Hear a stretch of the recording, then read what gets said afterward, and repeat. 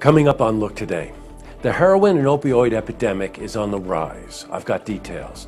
South Glens Falls is running out of water. More on that coming up. And Lake George Village Board approves funding to replace the wastewater treatment plant. And it's all ahead on Look Today.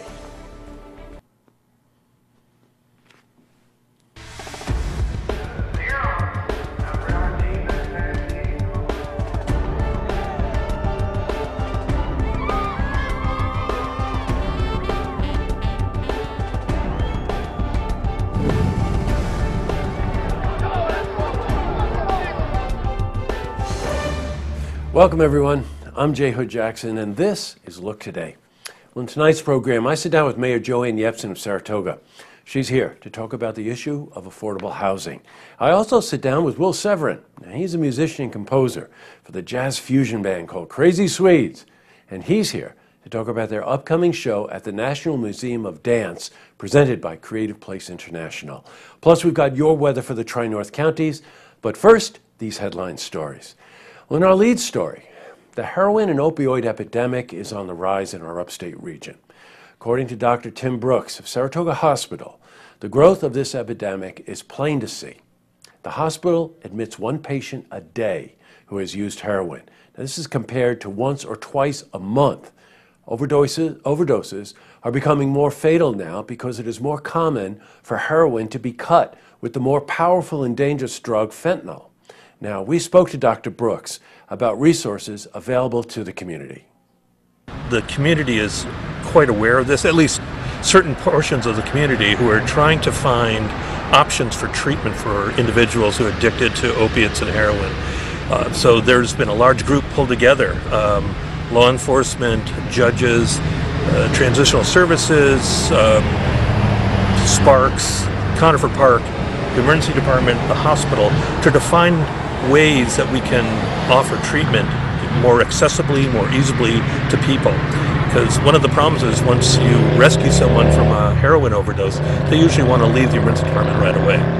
They're often not interested in help, but we need to be able to make it available to them.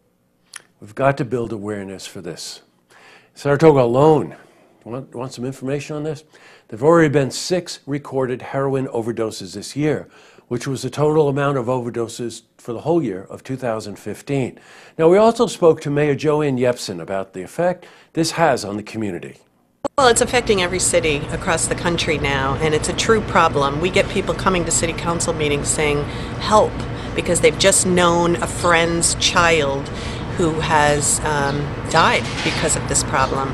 So we want to do everything we can as a city to work with the state legislation that's just been passed, to enforce it, and to ensure that everyone in the city gets the resources they need if indeed this problem occurs in their family. Because it's not just the individual that's taking the drugs or addicted, it's the entire family and community that should be concerned about this.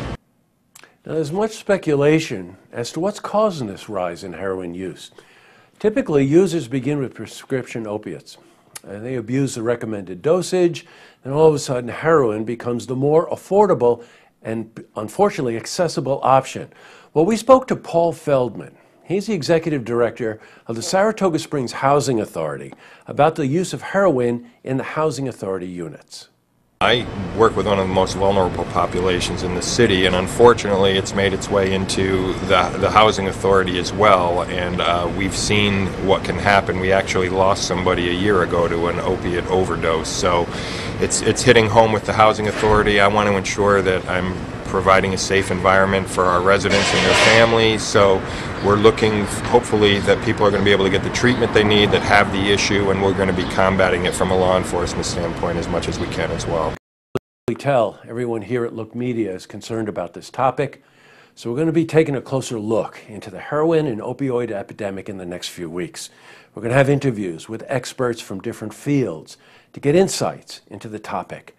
Now, the epidemic, in case you were interested, affects everyone in the community. Now, whether it's losing a loved one or becoming an innocent victim of drug-related crimes, it affects the whole community. The more knowledge we have, the more capable we are of combating this issue, so please stay tuned. In other news, South Glens Falls is running out of water. The residents of the town have been using 200,000 gallons more per day than the underground springs can produce. Now, to avoid a crisis, the village declared a ban on any outdoor use of water. Now, if worse comes to worse, the village is going to have to buy water from the town of Moreau. Now, with the lack of rain and the expected dry summer to come, a summer drought seems almost inevitable. Well, we spoke to Mayor Joe Orlo of South Glens Falls. We're just a little low on our reserves. It's not a major problem. We have an agreement with the town of Moreau to purchase water, and by implementing in today's newspaper, asking people to cut back on their usage, it should help us in compensating for the lack of rain and a very mild winter. Well, switching from news to weather. Well, the sun was out with temperatures in the high 60s. Beautiful day. Well, let's see how the rest of the week is shaping up. For a more detailed look at our weather, we're going to head to the Glens Falls Weather Center for a look at your first forecast.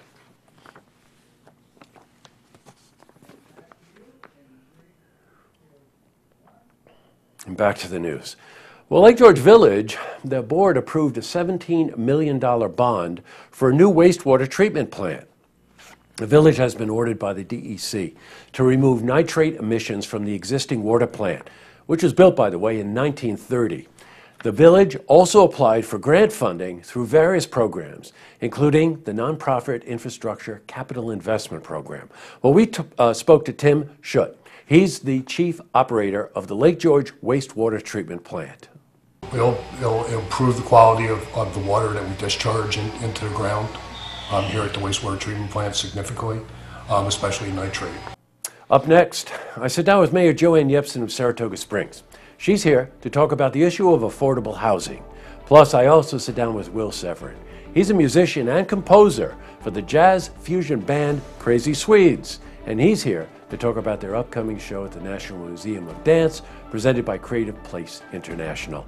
But first, if you see news happening, you want to share a story idea, how about join us for an interview?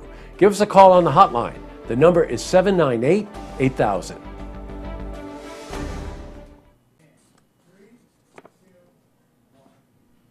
Well, that's all the time we have for this edition of Look Today. Tonight's lookout is easy. It goes to the Adirondack Theater Festival. Now, as many of you probably know, my wife and I live in Glens Falls. And if you just look at Glens Falls in the last week, it's just been amazing. Between the Lyric Festival, the Gay Pride Parade, and the premiere last night of Adirondack Theater Festival's Island Song, Glens Falls just has a lot going on. What was particularly nice about it was that the community showed up. The place was sold out, the Wood Theater. It was sold out. So a lot of people I know, a lot of people complimented us here at Look TV for our focus on community news. And the play itself is really something you have to see. It's called Island Song. Reminiscent of the kind of thing you see in recent years on Broadway, like Hamilton or Rent, where the music is current music, the story is contemporary. The 5 actors in this play were particularly dedicated to these characters. It's about a bunch of young people trying to make their way in New York. And the stories are very poignant, and they're funny at times and warm at other times. Just beautifully executed. This is the first play in a bunch of plays that Adirondack Theater Festival will be presenting in the next week. So I really encourage you to check it out. Go to their website.